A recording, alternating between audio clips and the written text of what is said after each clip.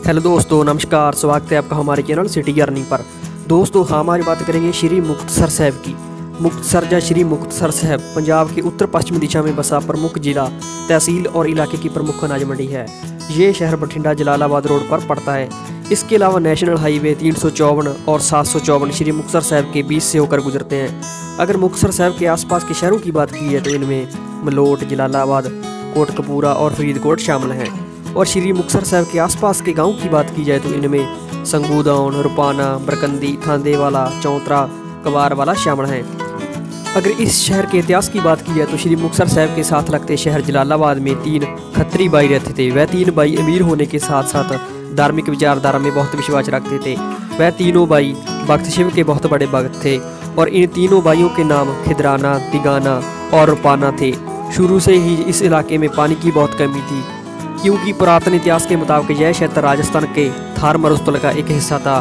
उस समय जहां पर रेत के बहुत बड़े बड़े टीले हुआ करते थे। रेतीला इलाका और पानी की कमी को देखते हुए इन तीनों भाइयों ने जहां पर 3 डाब यानी 3 तालाब खुदवाए और हर साल सावन के महीने बरखा के कारण डाब पानी से भर जाते और पानी के कारण यहाँ पर आसपास खुशहाली आ जाती और यहाँ के लोग इस पानी का इस्तेमाल अपने पीने और पशुओं के लिए करते थे। इन तीनों भाइयों के नाम पर यहाँ पर आसपास खिदराना, दिगाना और रुपाना नाम के 3 गांव बस गए और इस गांव को खिदराने की डाब के नाम से जाना जाने लगा। कुछ लोगों का मानना है कि पूर्व इतिहास काल के समय भगवान शिव ने यहाँ पर भक्ति की थी और पुरातन काल से यह इलाका सूखा और पानी की कमी वाला माना जाता है। लेकिन वास्तव में मुक्तसर का इतिहास यहाँ पर सिखों के 10वें गुरु श्री गुरु गोबिंद सिंह जी के आने के बाद ही शुरू होता है। बात सन 1705 की है, जब सिखों और मुगल राजा औरंगजेब की सेना के बीच अनंतपुर साहिब में घमासान युद्ध हो रहा था। उस समय मुगल सेना ने अनंतपुर साहिब के किलों को पूरी तरह से घेर लिया था, जिसके कारण सिख सेना को राशन पानी की बहुत कमी आने लगी थी। इस मुश्किल को देखते हुए कुछ सिख गुरुजी से नाराज होकर कहने लगे, या तो उन्हें युद्ध में लड़ने के लिए भेज दिया जाए, नहीं तो वह अपने घरों को वापस लौटना चाहते हैं। तभी गुरुजी ने उन सिखों से कहा कि वह हमें छोड़कर चले जाना चाहते हैं तो चले जाएं और मुझको एक त्याग पत्र लिखकर दे जाएं और त्याग पत्र में लिख दें कि तुम हमारे गुरु नहीं और हम आपके सिख नहीं। उसी समय 10,000 सिख सेना के सिपाहियों में से 40 सिखों ने गुरुजी को त्याग पत्र लिखकर दे दिया और उन पत्र में लिखा कि वह हमारे गुरु नहीं और हम तुम्हारे सिख नहीं। इन 40 सिखों की अगुवाई भाई महासिंह कर रहे थे। यह 40 के 40 सिख अमृतसर के इलाके के साथ संबंध रखते थे और वह 40 के 40 सिख अपने गाँव को लौट जाते हैं। इस मुश्किल को देखते हुए सिखों ने गुरु गोबिंद सिंह जी को अनंतपुर साहिब का किला छोड़ने के लिए कहा, लेकिन गुरु गोबिंद सिंह जी इस किले को छोड़ना नहीं चाहते थे। तभी गुरु गोबिंद सिंह जी ने अपने सिखों का हुक्म माना और उनको अनंतपुर साहिब का किला छोड़ना पड़ा। गुरु गोबिंद सिंह जी माछीवाड़े के जंगलों के बीच से होते हुए मालवा की धरती पर पहुंच गए और गुरु जी का पीछा करते हुए मुगल सेना भी आ रही थी। आखिर में गुरु जी बिना जूतों के सफर करते हुए इस खिदराने की डाब पर पहुँच गए। वहीं दूसरी तरफ वह 40 सिख जब अपने घर लौटे तो उनका परिवार वालों ने और गांव वालों ने स्वागत नहीं किया। उन सिखों की पत्नियां उन्हें कहने लगी कि जो अपने गुरुजी का साथ नहीं दे सके वह हमारी क्या रक्षा करेंगे। कहा कि वह चूड़ियां पहनकर घर पर बैठ जाएं। तभी उनकी पत्नियां जंग में जाने के लिए और गुरुजी का साथ देने के लिए तैयार हो गई। यह सब सुनकर वह 40 के 40 सिख बहुत शर्मिंदा हुए। जब इन 40 सिखों को मुगलों का गुरुजी के पीछे आने की बात पता चली तो वह 40 के 40 सिख गुरुजी का साथ देने के लिए खिदराने की डाब की तरफ चल पड़े और उनके साथ कई स्त्रियां भी थीं। और खिदराने की डाब में मुगलों और गुरुजी की सेना के बीच एक भयानक युद्ध हुआ और इस जंग में वह 40 के 40 सिख गुरुजी का साथ दे रहे थे, जो अनंतपुर साहिब में त्याग पत्र देकर आए थे और यह युद्ध सिख सेना ने जीत लिया था। वह 40 के 40 सिख इस जंग में शहीद हो गए थे। लेकिन उस समय 40 सिखों में से एक सिख भाई महासिंह की सांस अभी भी चल रही थी। जब गुरुजी को इस बात का पता चला तो गुरुजी ने देखा कि भाई महासिंह जमीन पर गैल हुए पड़े हैं। गुरुजी ने भाई महासिंह का सिर अपनी गोद में रखा और गुरुजी ने कहा, बोलो महासिंह, तुम मुझसे क्या मांगना चाहते हो। उसी समय महासिंह ने गुरुजी से बोला, गुरुजी आप उस त्याग पत्र को फाड़ दें जो हमने अनंतपुर साहिब में लिख कर दिया था, हमें इस गलती से मुक्त कर दीजिए। तभी गुरुजी ने उस पत्र को निकालकर भाई महासिंह की आंखों के सामने फाड़ दिया।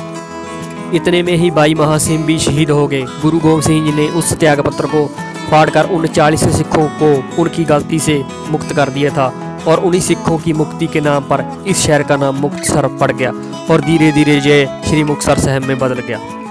और इन 40 सिख शहीदों की याद में यहाँ पर एक गुरुद्वारा साहिब स्थापित किया गया, यहाँ पर हर साल माघ महीने के पहले दिन बहुत बड़ा मेला आयोजित किया जाता है, जहाँ पर भारत के अलावा विदेशों से भी श्रद्धालु दर्शन करने के लिए आते हैं और इस मेले को माघी का मेला कहा जाता है।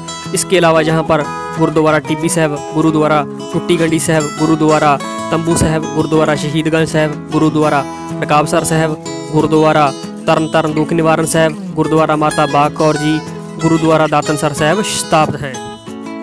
अगर मुक्तसर साहिब की शहर के रूप में बात की जाए तो मुक्तसर जिले में 3 तहसीलें आती हैं, जिनमें मलोट, मुक्तसर और गिद्धड़बाहा शामिल हैं, जहां पर ज़्यादातर संख्या सिख समुदाय के लोगों की है। इसके अलावा जहां पर हिंदू और मुसलमान लोग भी रहते हैं। जहां के ज़्यादातर लोग कृषि कार्यों से जुड़े हुए हैं। यहाँ की मुख्य फसलें नरमा, गेहूँ, कपास, सरसों है। इसके अलावा जहाँ पर किन्नू की खेती भी की जाती है, जहाँ पर ज़्यादातर नहरों द्वारा सिंचाई की जाती है। अगर मुक्तसर में शिक्षा की बात की जाए तो यहाँ पर शिक्षा की काफ़ी अच्छी व्यवस्था है, जिसका लाभ यहाँ के छात्र उठा रहे हैं। अगर यहाँ पर कनेक्टिविटी की बात की जाए तो जय जिला सड़क और रेल मार्ग से बहुत अच्छी तरह से जुड़ा हुआ है। मुक्तसर रेलवे स्टेशन इस शहर का प्रमुख रेलवे स्टेशन है। यह रेलवे स्टेशन आसपास के गाँव के लिए काफ़ी ज़्यादा महत्वपूर्ण है। यह railway station Fazilka Kotkapura rail line पर पड़ता है, जहाँ पर 2 प्लेटफॉर्म हैं और जहाँ जन सुविधाएँ बहुत ही अच्छी हैं। यह रेलवे स्टेशन देश के कई बड़े बड़े स्टेशनों से जुड़ा हुआ है। यहाँ से दिल्ली, सोनीपत, करनाल, अम्बाड़ा, पटियाला, बठिंडा, फाजिल्का, सिरसा, रेवाड़ी, कोटकपूरा जैसे स्टेशनों के लिए ट्रेन आराम से मिल जाती हैं। यहाँ पर रोजाना 26 गाड़ियों का ठहराव होता है। यहाँ से गुजरने वाली प्रमुख गाड़ियों में Fazilka Delhi express, Fazilka Rewari passenger, Fazilka Bathinda DMU, Kotkapura Fazilka DMU गाड़ियाँ शामिल हैं। इसके अलावा मुक्तसर शहर सड़क मार्ग से भी अच्छी तरह से जुड़ा हुआ है। रेलवे स्टेशन से बस अड्डे की दूरी लगभग 2 किलोमीटर की है। यहाँ से पंजाब के अलग अलग शहरों के लिए बसें आराम से मिल जाती हैं। इसके अलावा आसपास के गाँव के लिए भी बसों का खास प्रबंध है। शहर के अंदरूनी हिस्सों तक जाने के लिए बस स्टैंड और रेलवे स्टेशन के बाहर ऑटो और टैक्सी भी आसानी से मिल जाती हैं। मुक्तसर का स्टेशन कोड MKS है और यहाँ का पिन कोड 152026 है। अगर मुक्तसर में पर्यटक स्थलों की बात की जाए तो मुक्तसर शहर एक ऐतिहासिक शहर है, जहाँ पर कई ऐतिहासिक गुरुद्वारे मौजूद हैं, जहाँ पर श्रद्धालु दर्शन करने के लिए आते हैं। इसके अलावा जहाँ पर दुर्गा मंदिर, शिव मंदिर, महादेव मंदिर, दिगंबर जैन मंदिर भी मौजूद है। इसके अलावा शहर में एक जामिया मस्जिद नाम की एक ऐतिहासिक मस्जिद है, जिसका निर्माण 1894 को नवाब मौलवी रजब अली मियाँ बदरुद्दीन ने करवाया था। इसके अलावा मुक्तसर मशहूर है अपनी पंजाबी जुत्ती और पंजाबी सूट और अन्य कलाकृतियों के लिए, जहाँ की बनी जुत्ती भारत के अलावा विदेशों में भी खूब चर्चित है।